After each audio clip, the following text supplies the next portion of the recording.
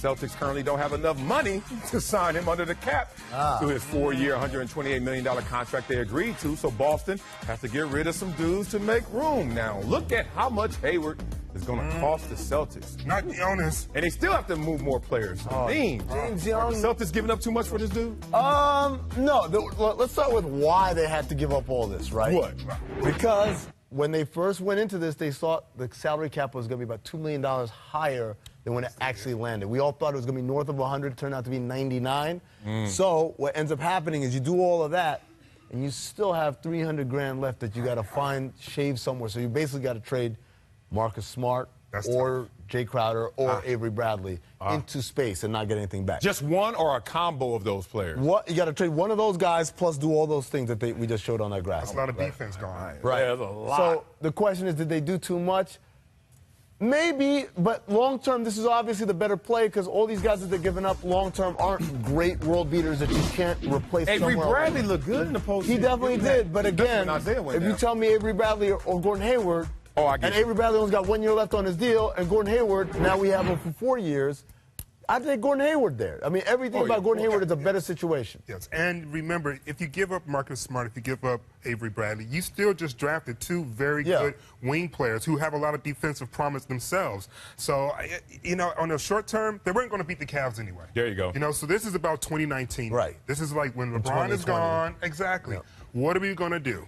Do you agree with that? Like right now, all their moves are just lateral in the sense that they're not going to close the gap? They're not lateral. They close the gap. It's just the gap is like this, and they've closed like this much. Now, if they gotten Paul George, which was the plan was to get Hayward and then trade for Paul George or Jimmy Butler or one of those other guys. Then the gap is like now this. The gap is a lot smaller. But they couldn't have done those deals until after they secured that Gordon Hayward would be here.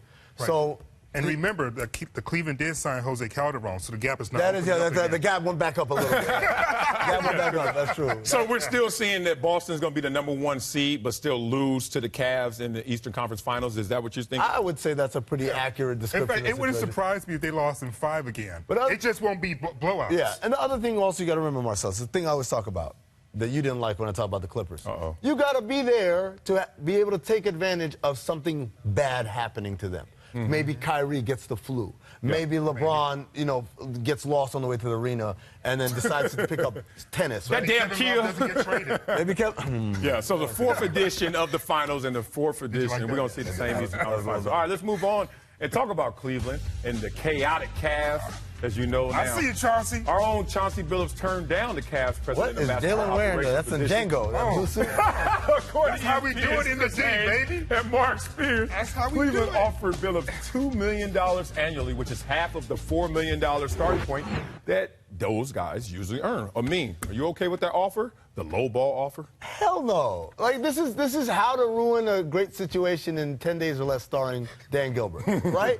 He went from having, okay, we get it, they're not as good as the Warriors, but they're competitive, right? To some extent. Yep. And David Griffin, whatever you want to say about him, he was a deal maker. When they had their sights on somebody, they end up getting their man and didn't really give up too much to do it in 3 straight years of transactions. You're in the middle of trying to get Jimmy Butler and or Paul George.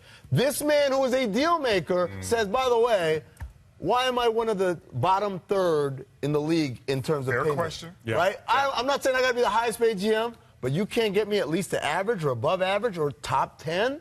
That's kind of harsh. And your response is, you don't like it, hit the bricks. While this man is trying to get you Jimmy Butler, not smart.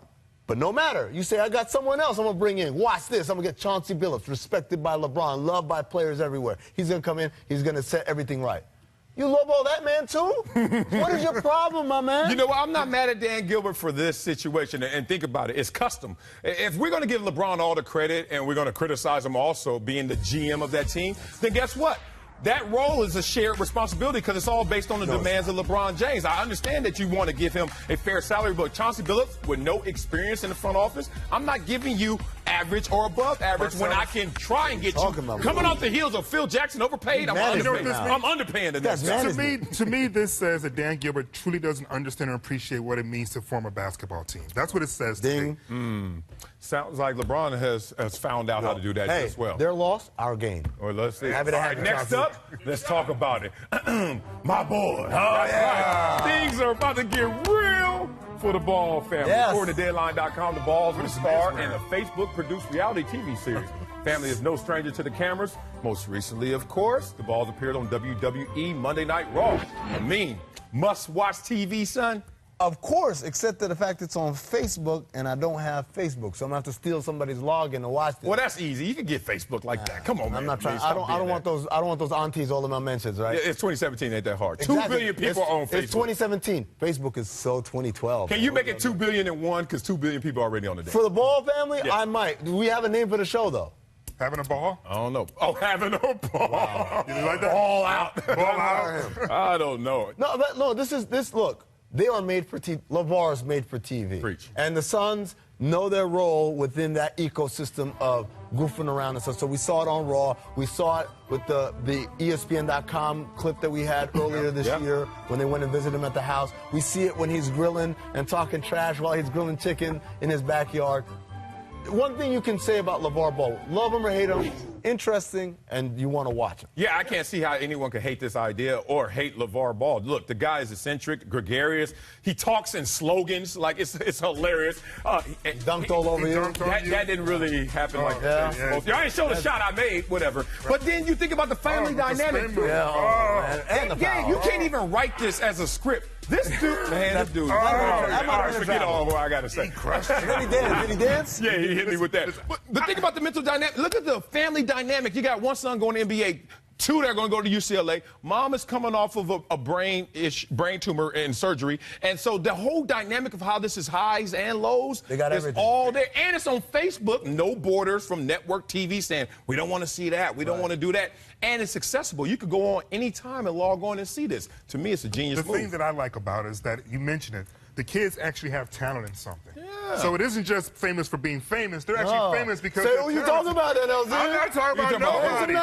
Baby Boo Boo? What's her name? Baby Boo Boo? No. I'll just say my example rhymes with Ardashian. Oh, no, that's talent right there. You're a hater there. Sorry. That is talent. If you can make something out of nothing, talent right there. That is something out of something. Straight from the streets of Calabasas ass. And let's talk my sport and bring it home with Andrew Luck, who's been one of the top-ranked quarterbacks in the league. And he's ruled the AFC South, but Marcus Mariota, on the rise. 33 touchdowns, 0 interceptions. I said 0 for his career in the red zone. Even led the Titans to their first winning record since 2011. Our ESPN.com AFC South reporters raised the question, Mariota or Luck? Who's going to be better this season? I think I'm going with Luck. I'm going with the sure thing, man. Mariota, I've always, ever since he was at Oregon, I always had the feeling the game manager. Those are the words that go. Ooh, you are wrong. I'm a little bit, a little bit of a hater there. Save yourself from this ignorance you're spewing right now. But Luck, look, I'm all in. I'm bought in on Luck, all the hype, everything. The guy can do it with his feet. He can do it with his arm. What's not to like? Well, I'll tell you what's not to like. Injuries and interceptions. So that's Andrew Luck. Yeah, so to me, it's Mariota. Look, Mariota had his injuries as well, but the guy protects the football much better than Andrew Luck. He may not have the peaks. He may not have the peaks in terms of athleticism and talent, but he's so consistent. Yeah, he's so reliable. And he's an athletic freak too. Don't let him fool you. He's fast now. Don't let any of that fool you. If Matty Ice had actually managed the Super Bowl game, they would have actually won the Super Bowl. So there's nothing wrong with having a manager, someone who actually understands how to keep time running, when it's time to take a timeout, which plays to run, when to change the run. He can do all of that. The thing that I like about Mariota is that the players actually say that he's the better player. When the NFL did that 100 top they just players, haters. They can see. No. They can see. They know the real. Andrew Luck holds onto the ball just a little too long. Yep. Mariota, he makes decisions even in tight situations. 33 touchdowns, no interception in the red zone for a guy who's only in his second year. Say it. That's stellar.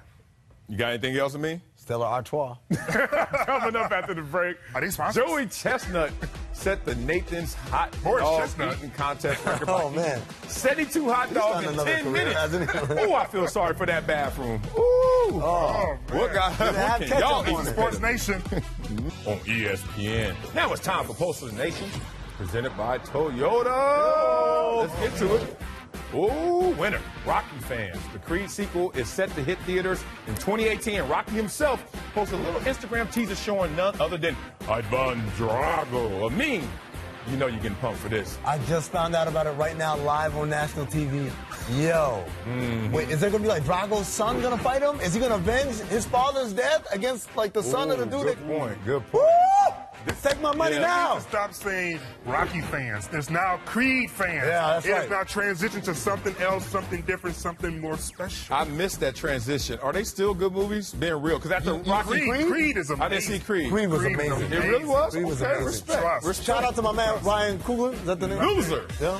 He did a good job. Moose on the loose. Oh. Check out this dude in Sweden who's trying to get a nice, relaxing round of golf in before this moose comes around and says, I ain't having this. So LZ, Yes, sir. he has just invited the moose to play around with him. Yo, man, that's like dangerous. Hold on.